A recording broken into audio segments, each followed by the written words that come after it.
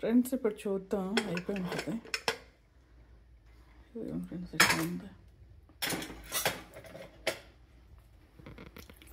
Serve చేసేసుకుందాం.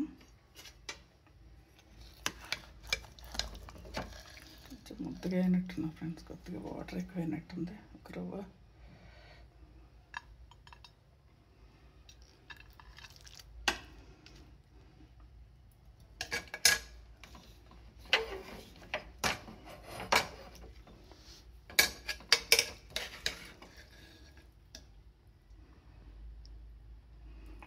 గుమ్మగుమ్మలాడే quinoa khichdi ready.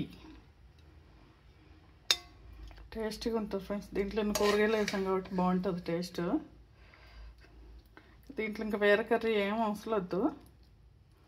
Raita కానీ పెరుగు కానీ పెట్టుకుని తినేస్తే అయిపోతుంది. మరీ కావాలనుకుంటే ఆవకాయ పచ్చడి, టమాటా పచ్చడి వేసుకుని తింటా.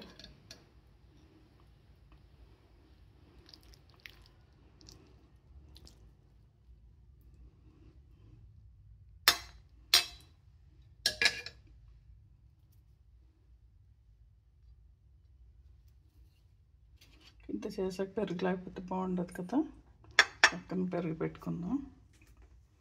అయిపోయింది ఫ్రెండ్స్, ఇంతే.